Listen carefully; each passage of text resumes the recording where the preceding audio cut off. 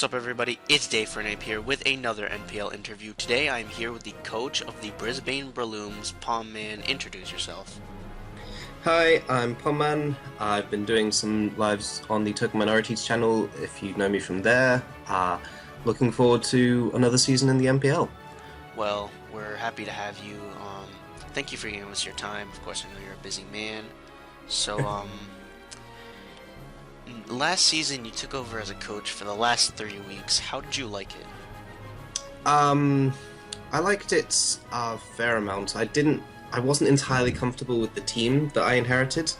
It was still a good draft. It was just not the sort of team that fits my playstyle, and so I'm happy to have had the opportunity to draft my own team this season. So, are you excited to be a full-time coach? Oh yes, very much so. Looking forward to actually crafting my own team and hopefully my own legacy in the NPL. That's great. Does it put any extra stress on you knowing that it's full-time and that you have a full, 12 weeks to prepare yourself?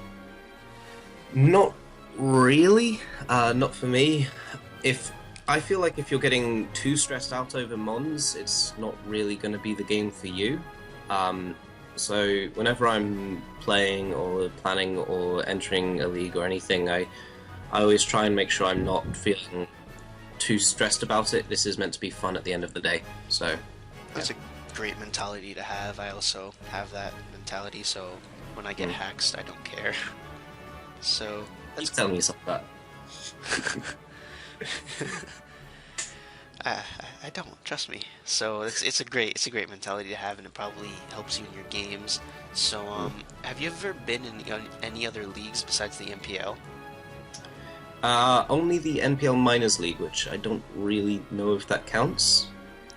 But in the NPL Minors League last season, we did manage to make the playoffs, and we lost in the semi-final to a misunderstanding on the way Rocky Helmet works. It was Mega Scizor versus Skarmory as last mon.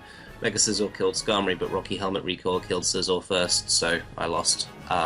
Which was unfortunate, but I've learned that is in fact a mechanic, and I'll be prepared for it in the future. Oh man, that must stink. But yeah, hopefully that won't happen again, and you can do better this season. Yeah, it wasn't bad because I knew the guy I knew the guy I lost to, and he's a good guy and deserved to win probably as well. So, yay. That's great. So, what other experience have you had with Pokemon? Do you play competitively to ladder or any other things? Yeah, I'm very active on Smogon. I'm actually a moderator on the forums, and I'm the room owner of the Ubers room on Pokemon Showdown. My main tier is Ubers, but I enjoy using I want to say creative, but the proper word is probably suboptimal sets.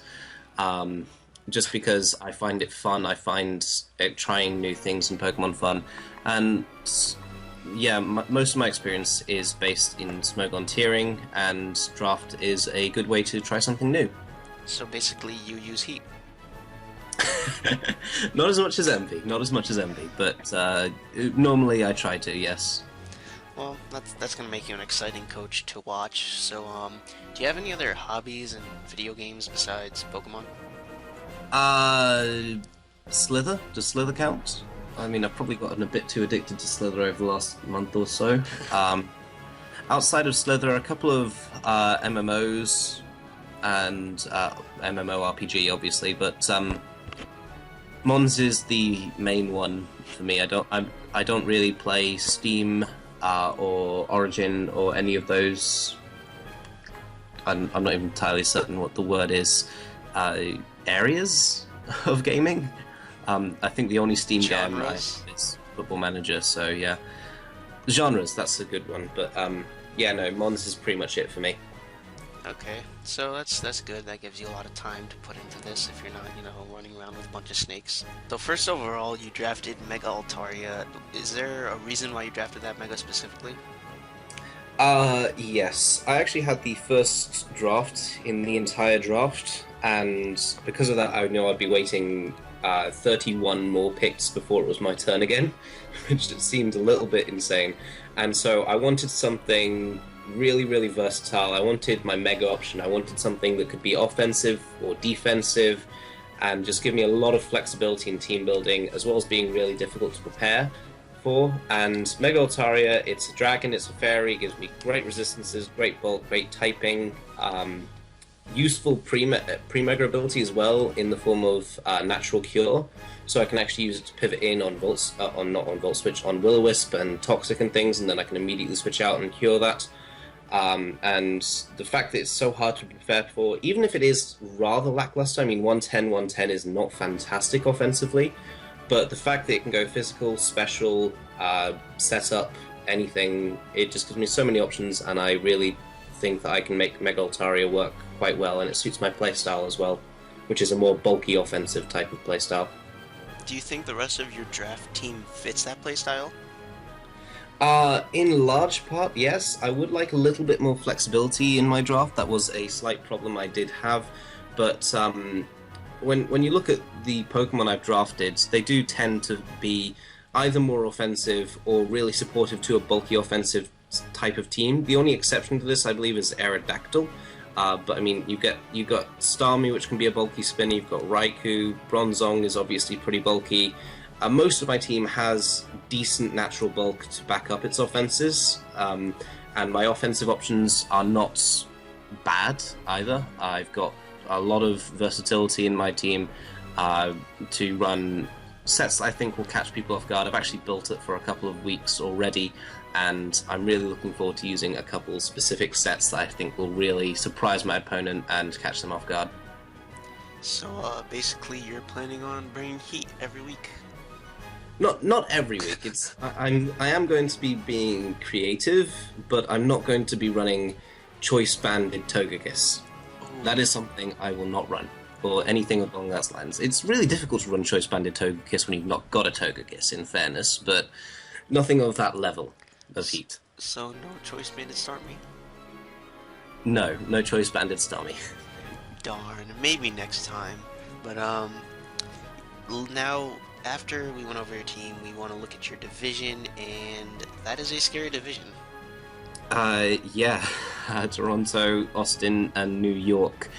It is a scary division, but at the same time, I don't really think there are any not scary divisions. I think that every coach in the NPL is really good this season, and it's going to be...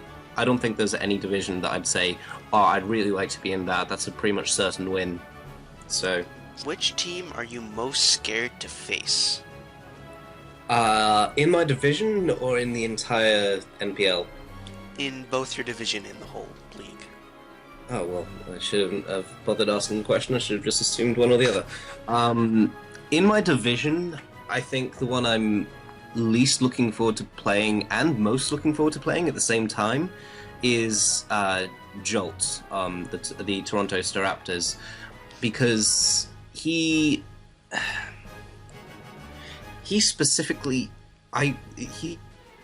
specifically asked for me to be in his division, and we've got a little bit of banter going back and forth over which of us is better and whatnot, so I'm not looking forward to it in fear that I get completely destroyed and 6-0'd, but I am looking forward to it because I want to actually try and beat him as best I can. As for the scariest matchup in the entire NPL and in general, I'm actually really torn between a couple of them.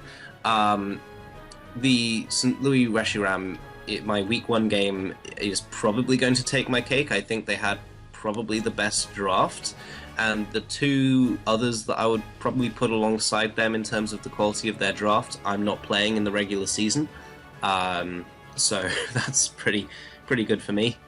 But if we make the playoffs, hopefully, then we'd be able to play those teams as well. There are no easy matchups, but I feel like Matty Brollock is going to be the hardest matchup to for me personally. So yeah, I'm most nervous about that game probably. Well, I also noticed that the New York Metangs are in your division. How do you plan to counter their top threats such as Megalodios and Thunder's T? They have got a really good, strong draft, the New York Metangs, but I feel it's a little bit predictable.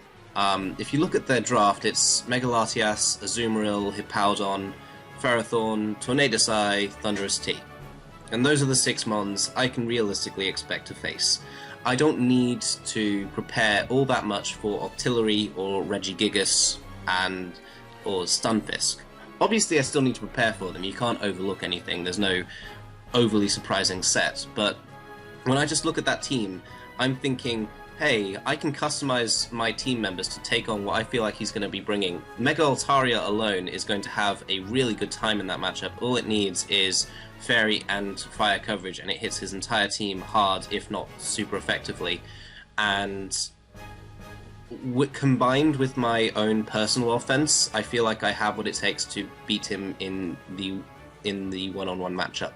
Obviously, I can't sleep on things. Megalatias is incredibly bulky, it's incredibly good, but I feel like I do have ways around everything, and despite Megalatias being that good, he also has to find ways around my Cresselia. It's going to limit his building as well.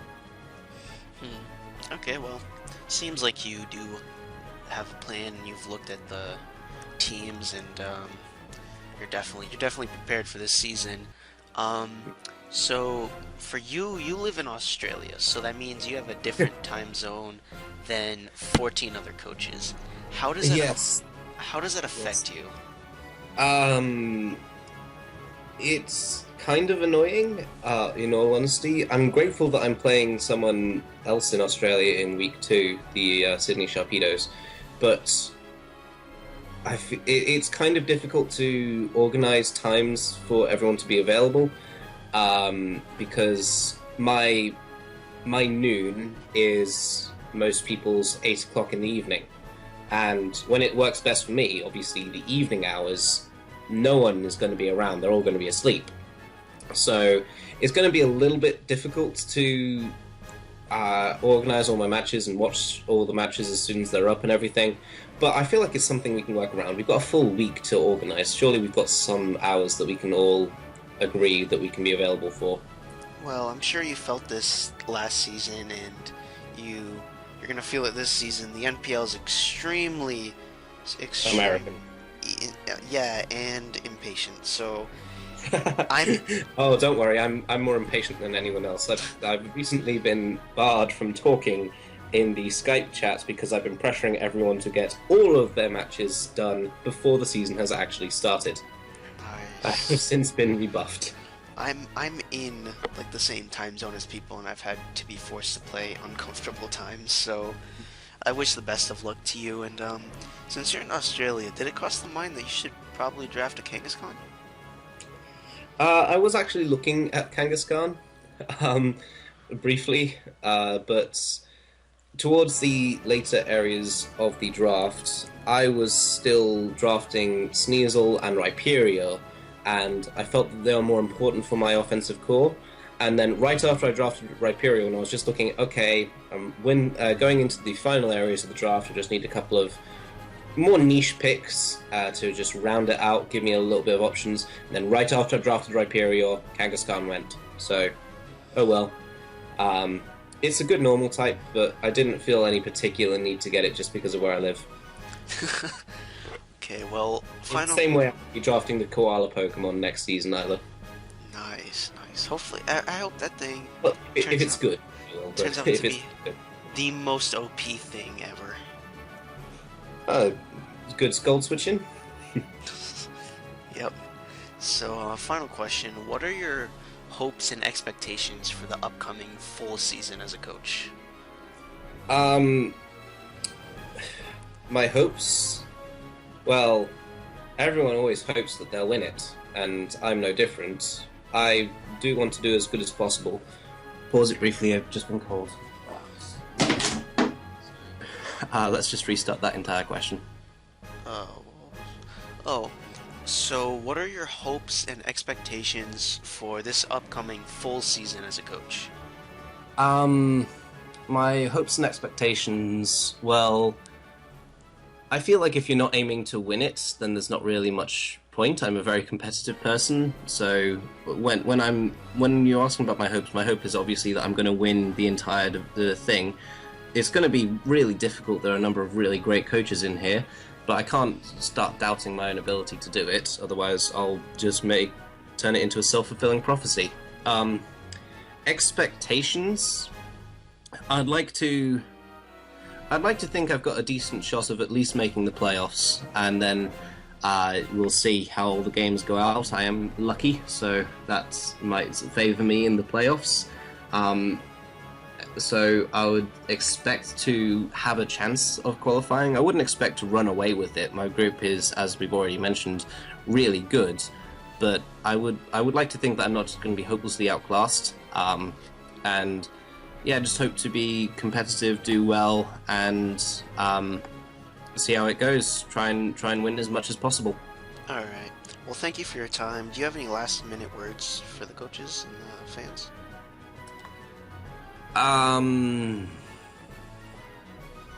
No.